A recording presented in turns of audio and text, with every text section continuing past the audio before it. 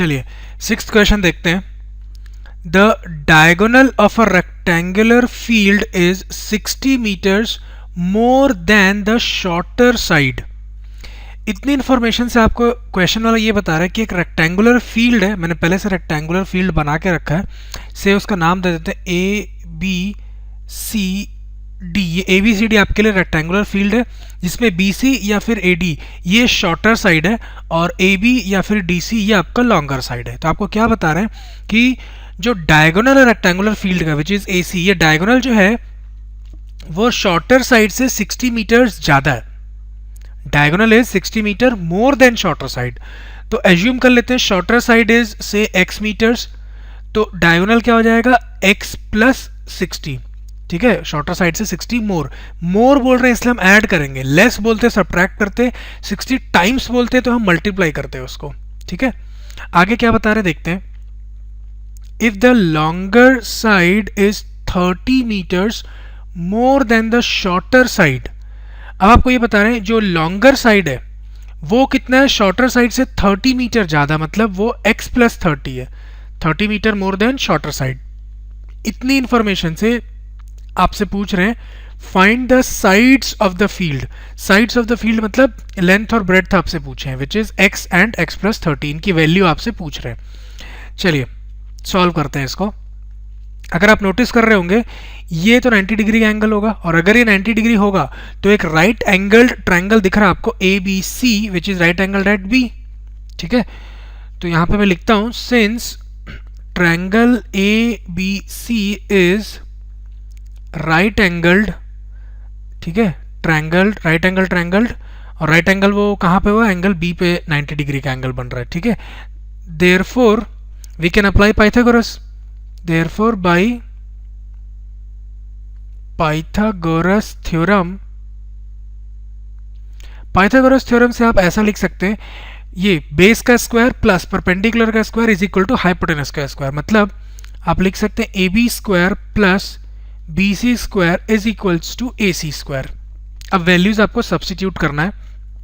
ए B की जगह put करेंगे x plus 30 whole square plus B c की जगह x square is equal to A c आपके पास x प्लस 60 का होल स्क्वायर। नाउ ये x प्लस 30 का होल स्क्वायर आप ओपन करेंगे a plus b whole square वाले फॉर्म में, तो ये हो जाएगा a square plus b square, 30 का स्क्वायर 900 होता है, plus 2 into a into b, b is 30। ठीक है, ये अच्छे से लिख देता हूँ, ये 30 लिखना चाह रहा था मैं, 2ab प्लस ये x square as such is equal to ये x प्लस 60 के स्क्वायर को भी आप a प्लस बी के होल स्क्वायर में ओपन करेंगे तो ये हो जाएगा a स्क्वायर प्लस 60 का स्क्वायर होता है 3600 b square plus 2 into a into B.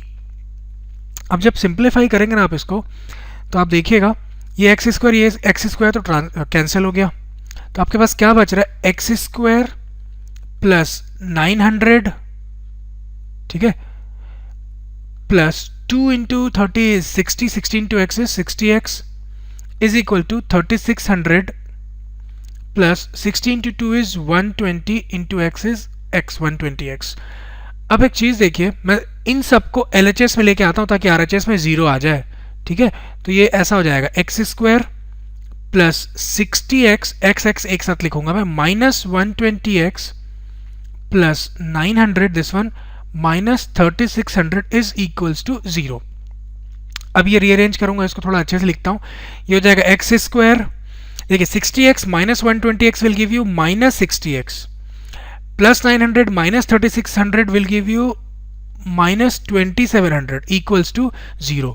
तो ये आपके पास एक क्वाड्रेटिक इक्वेशन बन गया जिसको आपको सॉल्व करना है। अगेन मेरे को ये फैक्टराइज करके सॉल्व करना ज़्यादा इजी दिख रहा है क्योंकि आप देखिए 60 प्लस 30 सॉरी 90 माइनस 30 बोलना चाहिए मेरे को, 90 माइनस 30 60 होता है और 90 इंटू 30 अगर आप करेंगे तो वो 2700 होगा, तो माइनस 60 के 2 फैक्टर हो जाएंगे। ठीक है, तो यहाँ पे मैं सॉल्व करता हूँ, यहीं पे कोशिश करता हूँ करने की हो जाए तो एक्स स्क्वायर माइनस 60x को आप ऐसे लिख सकते हैं माइनस 90x प्लस 30x, आप देख सकते हैं माइनस 90 प्लस 30 वापस 60x होगा minus 60x minus 2700 equals to 0।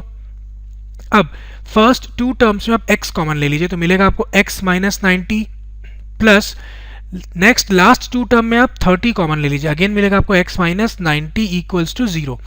अब इन दोनों में देखिए x माइनस 90 आपको कॉमन मिलेगा, तो आप x माइनस 90 कॉमन निकाल लीजिए, तो बचेगा आपके पास x plus 30 equals to 0, which implies either x minus 90 equals to 0 or x plus 30 equals to 0, which means either x is equal to 90 और x is equals to minus 30।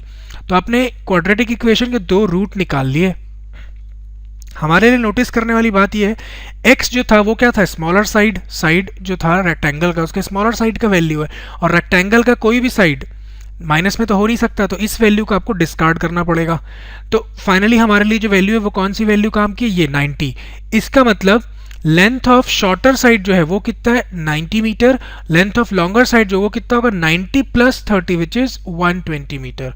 ठीक है, तो ये क्वेश्चन आपका खत्म हुआ। वैसे तो आप अगर चाहें तो आंसर लिख भी सकते हैं, therefore the shorter side, board exam में जैसे लिखेंगे वैसे लिख दे रहा हूं मैं, shorter side of rectangle is 90 meter and the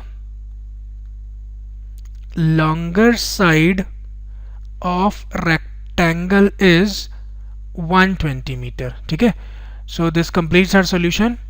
Let us move on to the next question.